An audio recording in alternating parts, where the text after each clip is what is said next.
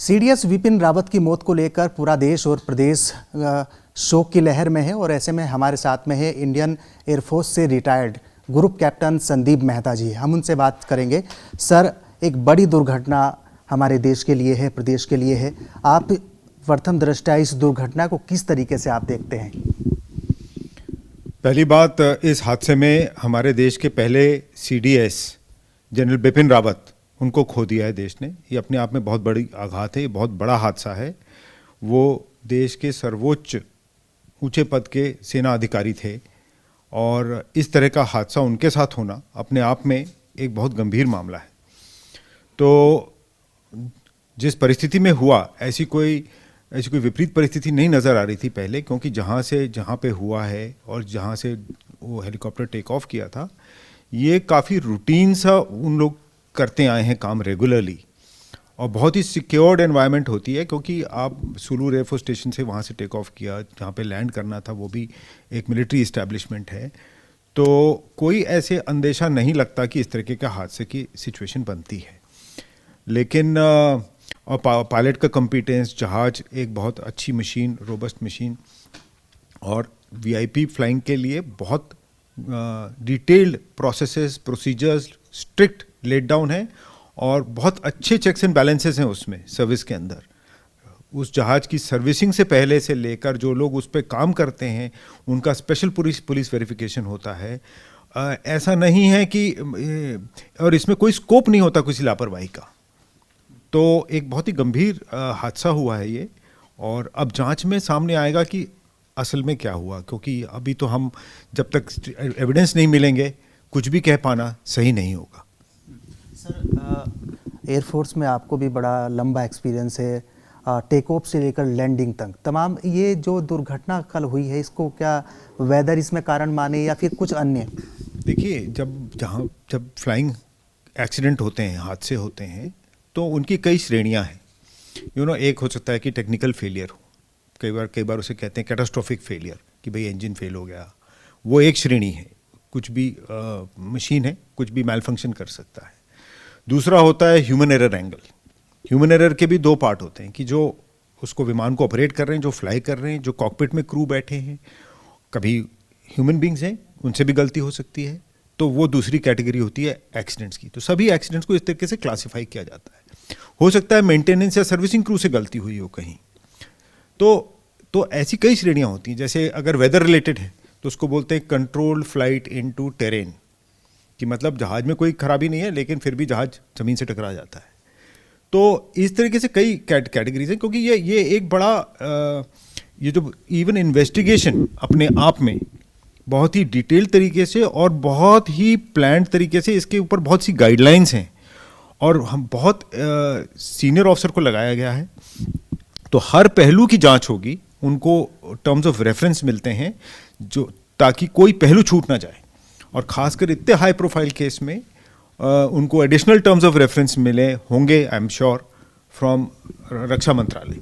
तो रक्षा मंत्रालय भी अपनी ओर से बताएगा कि इन पहलुओं की और गंभीरता से जांच होनी चाहिए या डिटेल में जांच होनी चाहिए। सर, आपके अनुभव के हिसाब से हम क्या माने, क्या कारण हो सकता है? जैसे आपने कई कंडीशन गिनाई है, उसमें क्या खास वजह हो सकती है? क्योंकि ज़मीन के आसपास आने के बाद ही एयरक्राफ्ट में आग लगी और उसके बाद इतनी बड़ी दुर्घटना हुई। देखिए, जितने भी आप एयरक्राफ्ट एक्सीडेंट की बात करेंगे, कुछ हादसे रिसेंटली जो बोइंग के साथ हुए थे उनको छोड़कर मेजॉरिटी ऑफ द केसेस आप देखेंगे कि वो लैंडिंग या टेक ऑफ फेज में होते हैं, क्योंकि ये क्रिटिकल फेज होता है फ्लाइंग का।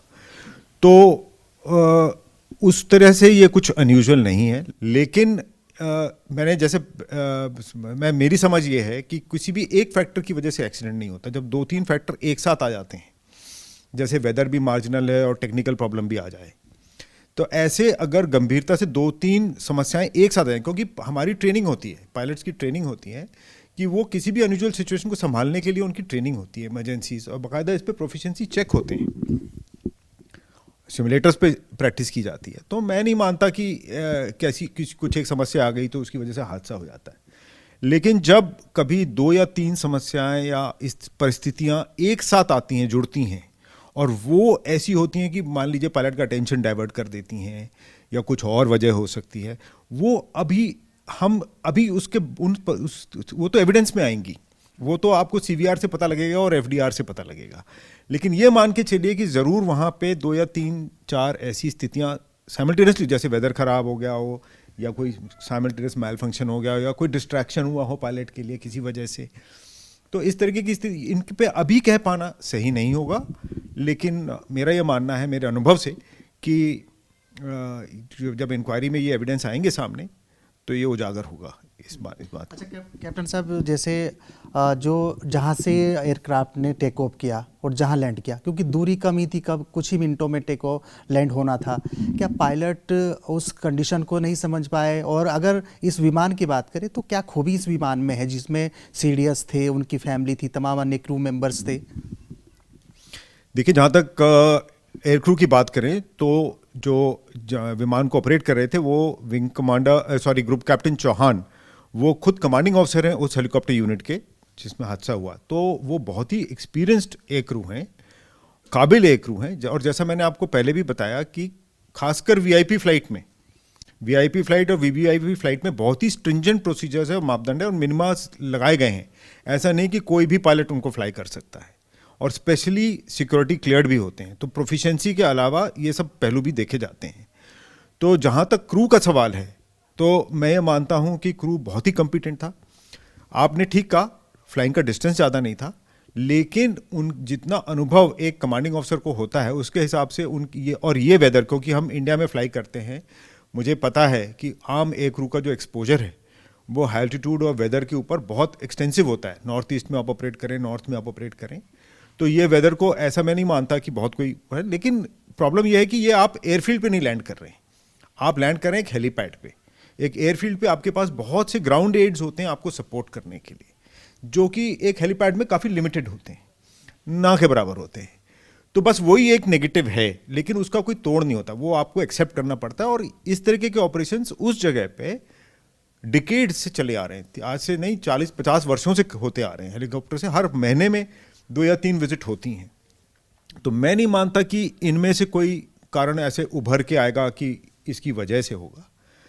जहाँ तक हेलीकॉप्टर की सवाल है, मी-17 V5 ये 2012 में इंडक्ट हुए थे इंडियन एयरफोर्स में, और इन्हें पहली बार बड़े तौर पे एम्प्लॉय किया गया था केदारनाथ के हादसे में, जहाँ पे इन्होंने बहुत अच्छा काम करके दिखाया था। हालांकि वहाँ भी एक दुर्घटना हुई थी, आप लोग भी साथ रहे सब उस समय? मैं उस समय ग्राउंड पे था, मैं दूसरे सपोर्ट रोल में था, तो पर मैं गौचर में था और मैं देख रहा था मैं सब चीज़ें, तो मुझे समझ।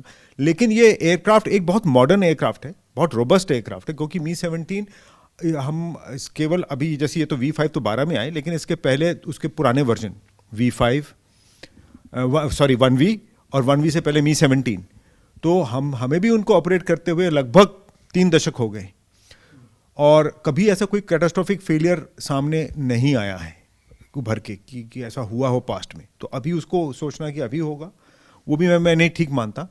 प्लस ये मॉडर्न है, मतलब इसमें ऑटोमेटिक सिस्टम्स इतने अच्छे हैं कि इसको, या डिस्प्ले सिस्टम इसके ग्लास कॉकपिट है, इसको ऑलमोस्ट आप कंपेयर कर सकते हैं एक मॉडर्न एयरलाइनर से, जहाँ पे पायलट पे लोड कम होता है और ऑटोमेटिक सिस्टम्स जो हैं वो एरोप्लेन को गाइड करके ले आते हैं।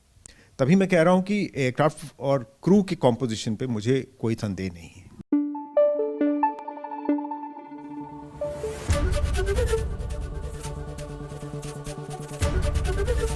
एबीपी गंगा, खबर आपकी, जुबान आपकी।